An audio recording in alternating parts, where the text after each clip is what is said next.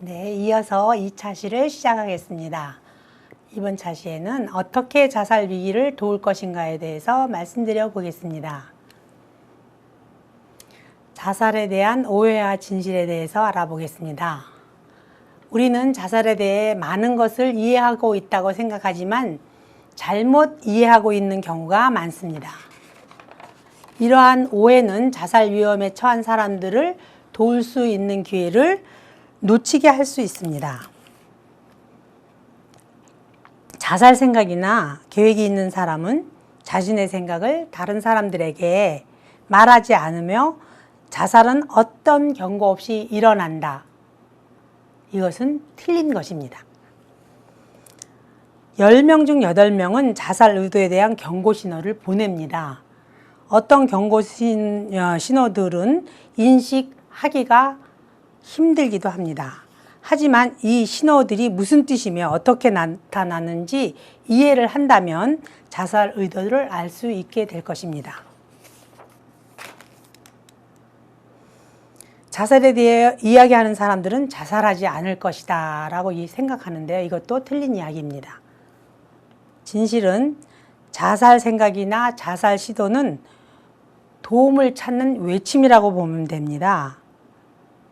도움을 찾아 외치는데도 주변에서 반응하지 않는다면 자살을 시도하여 비극적인 결과를 발생시킬 수 있습니다.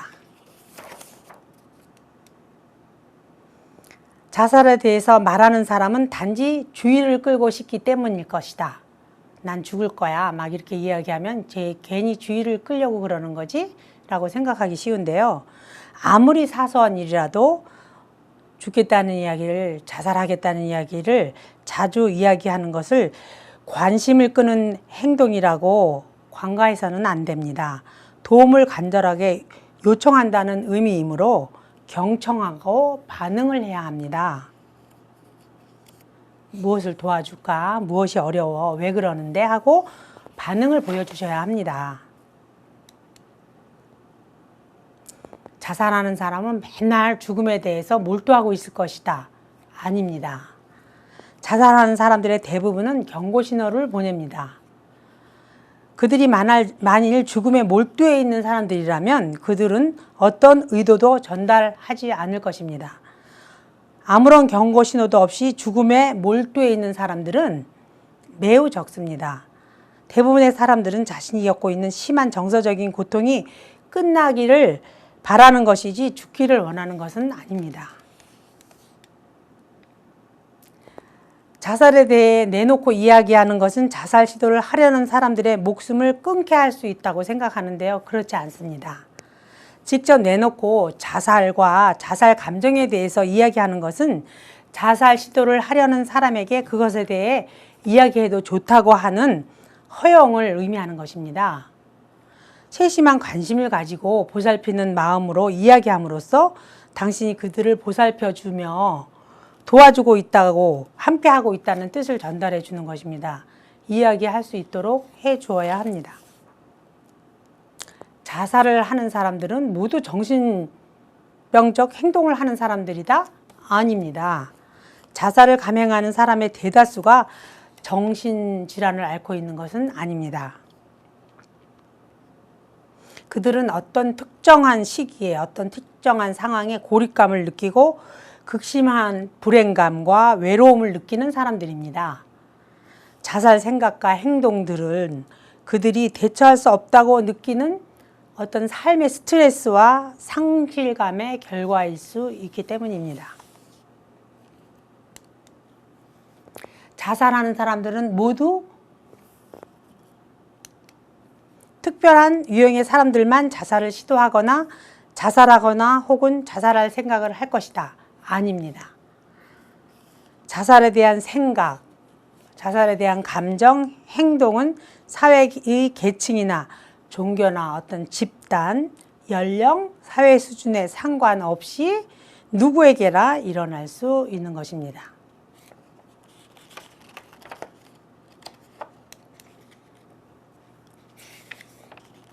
자살의 경고 신호를 확인해 보겠습니다. 자살 충동을 느끼는 사람들은 도움이 필요하다는 경고 신호를 주변에 보내고 있습니다. 보통 집단 내에서 일어납니다. 또한 한 사람이 몇 가지 서로 다른 신호를 보내기도 합니다. 일반적인 자살의 경고 신호를 알아보겠습니다. 상황에 대해서 알기, 경고 신호 상황에 대해서 알아보겠습니다. 중요한 상실과 관련된 문제들,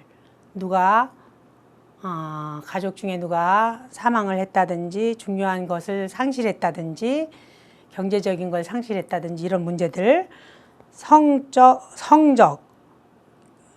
혹은 신체적인 폭력을 당했다든지 성폭력이라든지 신체적인 어떤 폭력을 당했다든지 혹은 이혼을 했거나 별거를 했다든지 약물 중독이라든지 알코올 중독 같은 문제, 그 다음에 직업을 잃었다든지 혹은 진학에 실패했다든지 대학에 떨어졌다든지 그런 문제죠. 그 다음에 내가 가출을 했다든지 어떤 범죄라든지 법정 문제라든지 그런 거에 연루되었다든지 수감이 되었다든지 이런 어떤 상황에 대해서 알게 된다면 이거는 일반적인 자살의 경고 신호가 될 수 있습니다. 또한 행동에 대한 관찰입니다. 자주 운다든지 갑자기 이유 없이 정서적인 폭발을 하는 겁니다. 너무 기뻐한다든지 너무 슬퍼한다든지 너무 화를 낸다든지 이런 것, 그 다음에 위축되어서 아무것도 할 수 없게 된다든지 좋아하던 사회활동을 완전히 중단한다든지 예전에 자살 시도를 한 적이 있다든지 알코올과 약물 중독이 된 적이 있다든지 그리고 무모한 행동을 갑자기 한다든지 싸우거나 혹은 법을 위반한다든지 안 그러던 사람이 그 다음에 물건을 깨끗이 주변을 정리한다든지 이런 행동을 한다면 자살의 경고 신호가 될 수 있습니다. 또한 신체적 변화에 대해서 질문하는 건데요. 외모에 관심이 갑자기 없어져서 완전히 씻지도 않고 지저분하게 그렇게 있다든지 몸에 힘이 없고 늘어져 있다든지 식욕을 상실해서 먹지를 않는다든지 혹은 잠을 못 자고 불면증에 시달리면서 몇 날 며칠 괴로워한다든지 성적으로 흥미를 상실해서 성관계를 전혀 부부인데도 하지 않는다든지 사소한 병이 증가돼서 온몸이 아프다고 여기 아프다 저기 아프다 계속 그런다든지 이런 것들도 자살의 경고 신호가 될 수 있겠습니다. 또한 생각을 경청해야 됩니다.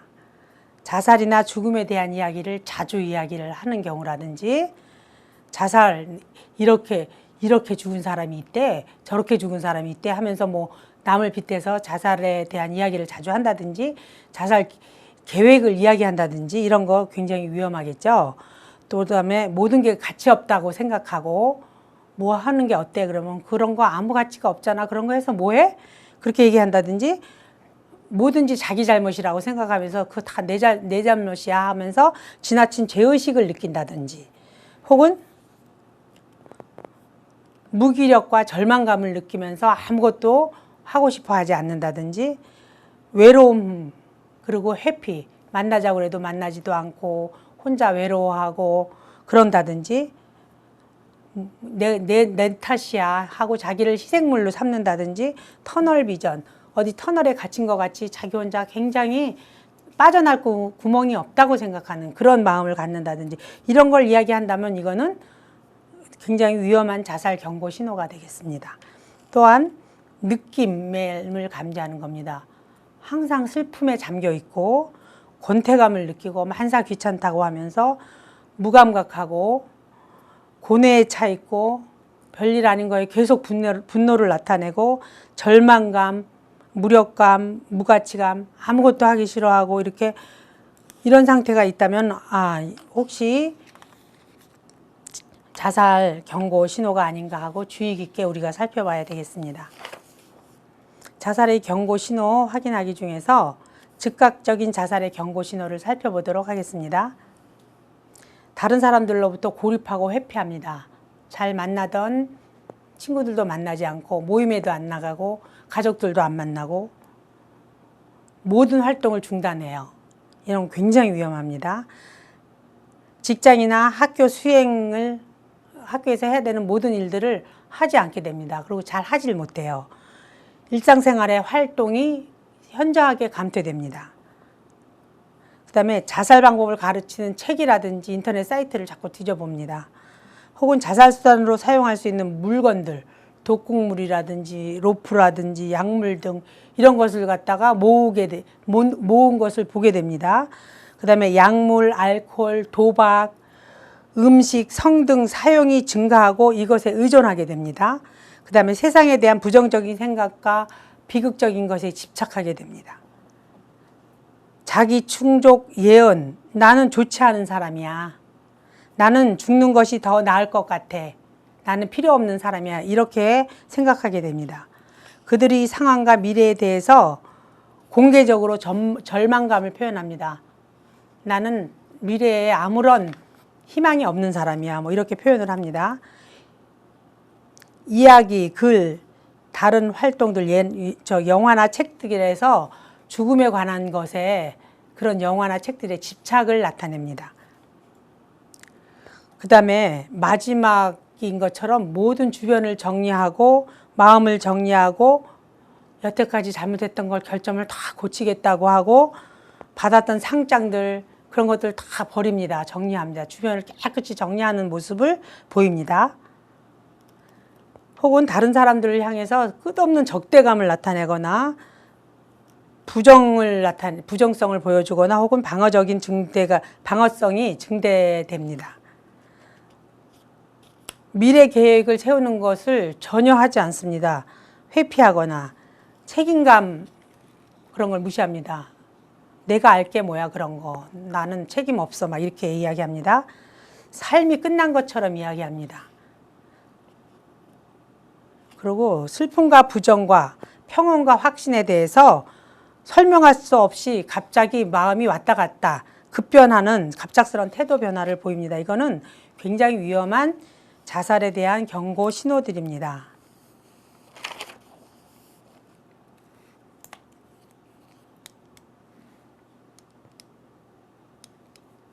그럼 자살 위험 요인 이해하기입니다. 두 가지 요인이 있습니다. 근거리 요인과 원거리 요인이 있는데요. 근거리 요인을 보면 실직 혹은 해고를 당했을 때도 자살을 느끼기도 합니다.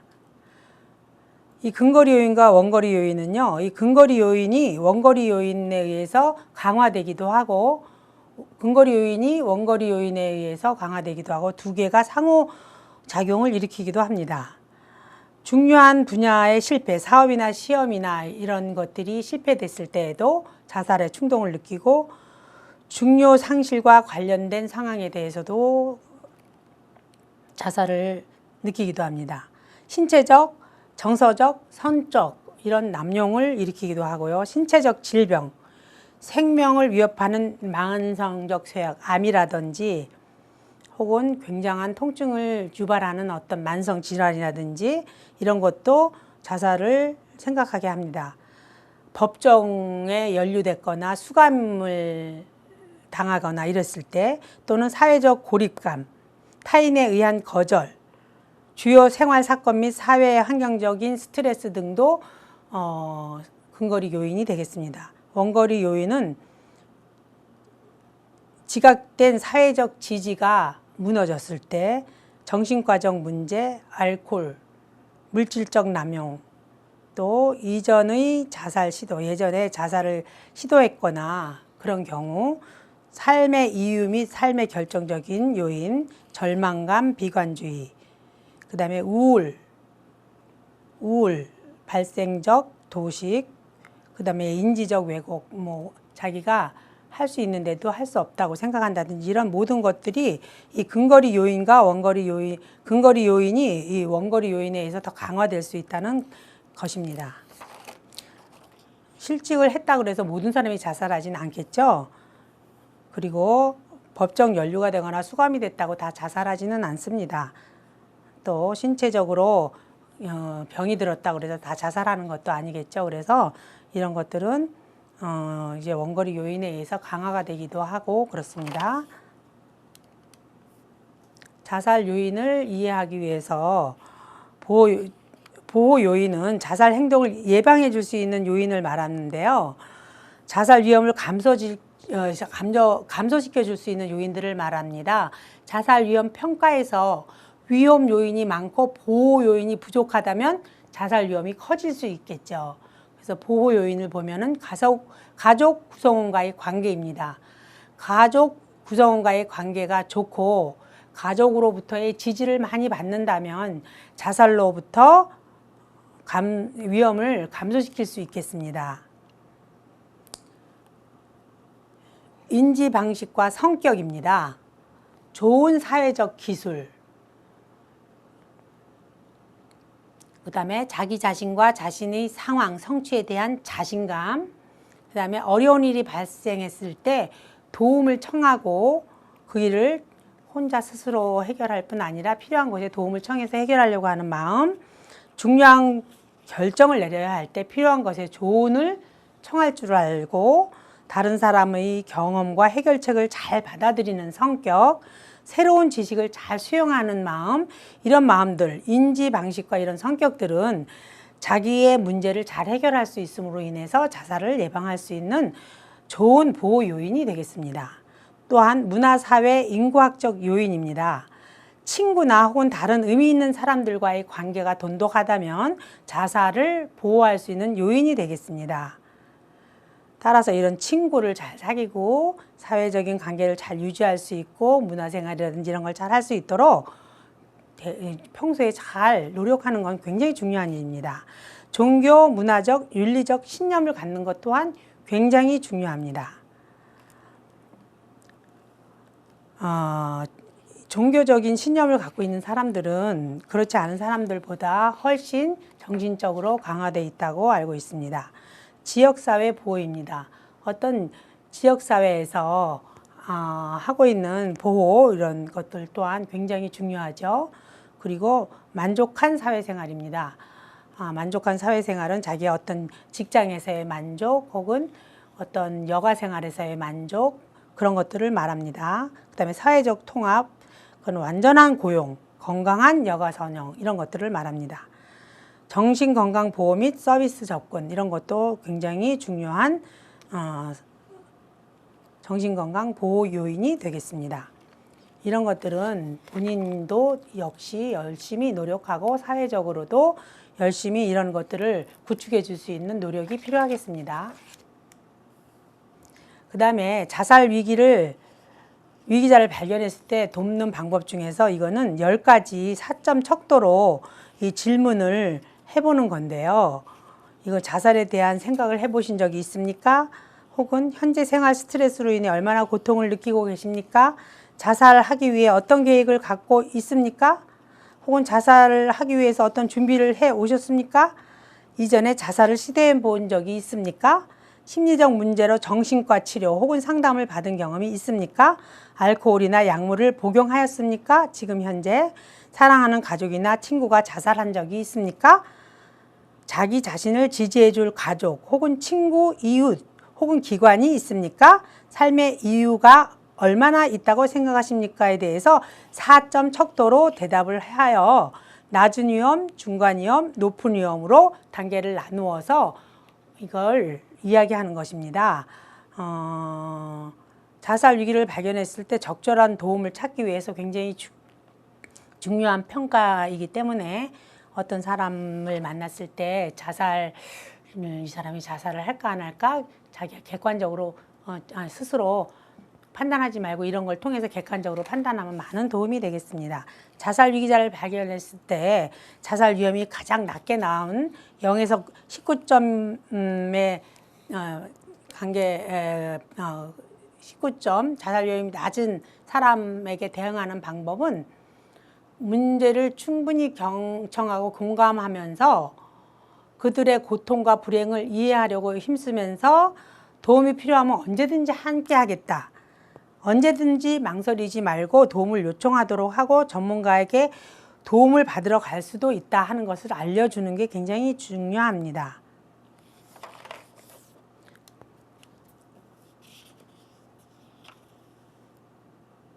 그 다음 20점에서 29점 자살 위험이 중간 정도일 때의 대응 방법입니다. 이 사람들에게 해야 될 일은 자살하려는 이유를 경청하고 공감하면서 신뢰관계를 형성해 나가도록 합니다. 충분히 경청하면서 위기자의 현재 문제가 무엇인지 규명하도록 합니다. 위기자에게 자살 계획에 대해서 질문을 합니다. 몇 가지 즉각적인 대안들을 분명하게 제시해 줍니다. 위기자의 이름, 주소, 집, 전화번호, 부모의 직장 전화번호 등을 물어봅니다. 자살 시도 위험이 커 보이고 우울증 증상이 보일 때에는 정신과 의사의 협조를 받는 것이 안전하다는 것을 알려줍니다. 도움을 받을 수 있는 지원 및 의료 지원을 알려줍니다. 자살하지 않겠다는 약속을 받아야 합니다. 피해야 할 일들은요, 모든 것이 잘 될 것이야 하면서 막연하게 낙관론을 펴는 것은 바람직하지 않습니다. 결정적인 모습을 가르쳐 주려고 시도하는 건 역시 바람직하지 않습니다. 침착성을 잃고 불안하고 두려워해서는 안 됩니다. 위기자가 현재 처한 상황을 다루지 않고 전체를 다루려고 하지 않습니다. 긴 신앙적인 조언이나 삶에 대한 논쟁을 하지 않아야 합니다. 다음은 자살 위험이 아주 높은 30점 이상인 자들에 대한 대응 방법입니다. 해야 할 일은 경청과 공감을 통해 신뢰관계를 형성해 나갑니다. 계속 이야기를 할 수 있도록 시간을 법니다. 안전한 환경을 조성해주고 고위험성 환경을 관리합니다. 지지해 줄 수 있는 사람이나 자원이 있는지 확인을 해야 됩니다. 자살하지 않겠다는 약속을 받아냅니다. 생존 계획을 수립합니다. 안정성이 확보되어 있는지, 전화 연락, 그 다음에 상황이 악화되었을 때 어떻게 할 것인지에 대한 분명한 지침을 갖고 있어야 됩니다. 창문에 걸터 앉아 있다면 거기서부터 내려오도록 이야기하고 119가 올 때까지 그분을 안전한 곳으로 유도할 수 있도록 끊임없이 그분과 통화를 계속하여야 됩니다. 자살 이외에 다른 대안을 찾는 데 집중하도록 하여야 합니다. 최대한 빨리 자살 예방 전문 기관에 의뢰하여 전문적 도움을 받게 해 주어야 합니다. 피해야 할 일은 위기자에 대한 도덕적 판단을 하지 않아야 합니다. 위기자를 혼자 남겨두지 않아야 합니다. 위기자의 마음을 동요하지 않게 하여야 합니다. 위기자가 비밀 유지를 요청을 하였다 하더라도 이것은 당신의 목숨과 관련된 일이기 때문에 동의할 수 없다고 이야기하면서 꼭 이 분을 구하기 위해서 내가 당신을 구하기 위한 요청을 할 것이라고 말을 하여야 합니다. 자살에 대해서 비난하지 말고 상투적인 이야기가 하고 싶어도 꾹 참아야 합니다. 자살에 대해 기꺼이 이야기할 수 있다는 것을 보여주어야 합니다. 그리고 관심을 보여주고 솔직하고 침착한 태도를 취해 주어야 합니다. 그럼 다음은 천도교에서 하는 일반적인 자살 예방 활동을 알려드리겠습니다. 천도교에서는 여름과 겨울 두 번에 나누어 전국 각 수도원에서 계층별 수련을 실시하고 있습니다. 물론 평상시에도 원하시는 분은 각자 수련을 할 수 있습니다. 수련 목적은 각자가 정하여 할 수도 있고 이번에는 모시고 새롭게 신앙 회복과 가정 포독, 이웃 포독, 또 사회 포독, 교회 중흥을 목적으로 하였습니다. 올해는 코로나19로 인해서 각 가정에서 각자 목적을 정하여 수련을 실시하였습니다. 여성의 본부에서는 동계와 하계 수련을 실시하고 있습니다. 천도교 의창수도원 우이동에 있습니다. 그 의창수도원에서 수련을 실시하였고, 동계는 경주에 있는 용담 수도원에서 수련을 실시하고 있습니다. 이때 여성의 본부는 어린이 수련도 같이 실시하고 있습니다. 어린이 수련은 초등학교 1학년부터 중학교 1학년까지 실시하고 있고, 나관에서 주관을 하고 있습니다. 초등학교 1학년부터 중학교 1학년을 대상으로 하고 있습니다. 마음 수련, 움직이는 수련, 숲길 명상, 물놀이, 드론, 3D 프린터, 나는 셀프 등을 내용으로 해서 수련을 실시하고 있습니다. 또한 답게 살겠습니다 운동을 실시하고 있습니다. 또한 4인 여천, 사람을 하늘처럼 섬기라는 실천을 위한 경전 암송 대회도 실시하고 있습니다. 주요 내용은 인사 나누기 캠페인인데요. 하늘님 모시고 안녕하십니까? 감사합니다. 고맙습니다. 이런 내용입니다. 또한 동경대전, 해월신사님 법설, 의암선사님 법설에 대한 경전을 암송하여 외우는 경전 암송 대회를 하고 시상식을 실시하고 있습니다. 내용을 사진으로 안내해 드리겠습니다. 1919년도에 실시한 하계 동계별로 전국 각 수도원에서 계층별 수련을 실시한 내용입니다. 제일 왼쪽의 내용은 경전 암송 대회 후에 시상식 후 사진을 찍은 내용입니다. 가운데 내용은 명상 시간 자신 바라보기 사진입니다. 하늘 나눔터 포스터는 청년회에서 실시한 수련 내용입니다. 왼쪽은 경주 용담 수은대신사님께서 무국대도 천도를 득도하신 곳의 용담 성지에서 주문 수련하는 모습입니다. 새벽 5시부터 7시까지 아침 수련을 한 후에 체조하는 모습 사진입니다. 오른쪽에 있는 것은 답게 살겠습니다 4인 여천 실천 운동 대회 후 사진 찍은 모습입니다. 다음은 청소년을 위한 하늘 나눔터 프로그램 운영입니다. 이것은 대학생단이 주관하여 매년 실시하고 있습니다.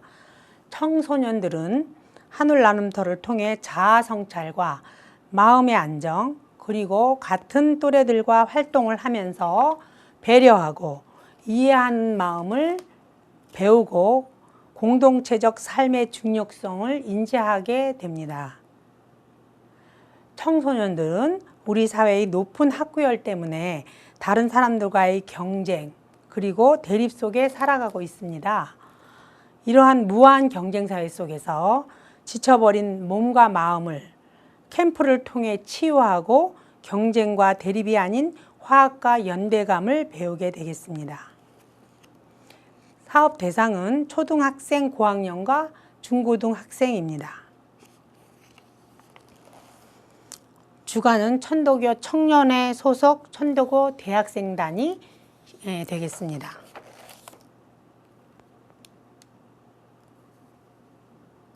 세부 프로그램을 보면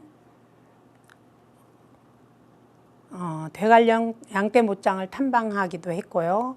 천도교 수련법 이해를 위한 명상 시간을 갖기도 하였습니다. 천도교 가르침이 담겨있는 경전을 읽고 그 안에 있는 내용을 생각함으로써 가치관 확립에 도움을 주는 경전 공부도 하였고요.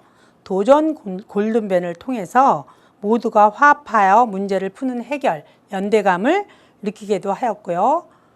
하늘 먹기, 식사 시간에 하늘 먹기라고 하여 천도교에 오관실행이 있는데요. 매 일요일 날 11시에 시일을 보는데요. 모여서 교당에 그 시일이라든지 청수, 아침 5시, 저녁 11시, 저녁 9시에 맑은 청수 한 그릇을 떠놓고 가족이 모여 앉아서 주문을 외우죠. 그 청수, 그 다음에 주문, 21자 주문, 그 다음에 성미. 아침 저녁으로 식사를 준비할 때 쌀을 식구수만큼 한 수저씩 뜨면서 심고를 합니다. 가족을 위해서 기도를 하는 걸 말하는데요. 그 성미를 떠놓는 거, 그 다음에 기도, 심고죠. 이걸 오관이라고 그러는데 중 하나인 성미뜨기를 체험하는 것입니다. 한 끼 식사를 깃든 수많은 노고에 감사하면서 먹는 법을 배우는 성미뜨기도 하고요. 보법 수련은 천도교 수련법의 하나로 좌식 수련과는 달리 동적인 수련으로 정신을 올곧게 할 수 있는 걸으면서 하는 수련법을 말합니다.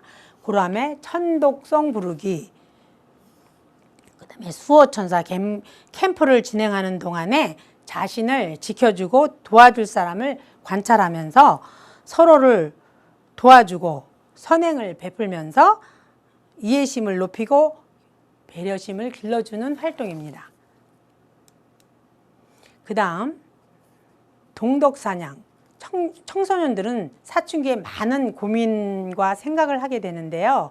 풀리지 않은 문제들을 지도교사가 직접 고민을 받고 상담을 해주면서 청소년들을 고민을 해결하고 더욱더 성장할 수 있는 계기를 마련해 주는 시간입니다. 또한 강좌가 있는데 언어 인성 강좌입니다. 청소년들의 욕설, 언어 폭력을 예방하기 위한 강의로 학교 생활이나 인터넷상에서의 언어 사용에 대한 에티켓을 배우고 언어 예절을 숙지함으로써 상대방의 배려와 대인관계 개선에 도움을 주는 내용입니다. 그 다음에 자존감 향상 강의도 있고요. 또한 이제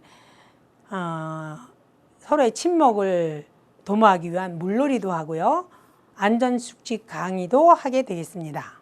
굉장히 다양한 활동을 통해서 학생들의 스트레스를 해소해주고 천도교의 깊은 내용을 배우는 아주 좋은 프로그램이 되겠습니다. 다음은 학예 수련 때 있었던 일들입니다. 용담성지 수도원에서의 득도하신 곳에서의 수련 모습이고요. 그 다음에 경전 공부하는 모습이고요. 교리교사 공부하는 모습이고요.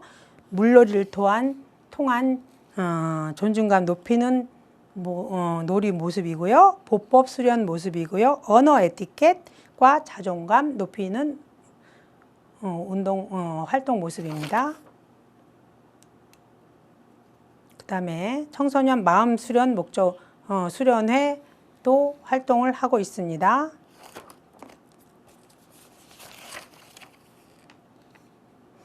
이 사업은 청소년 마음 수련회입니다.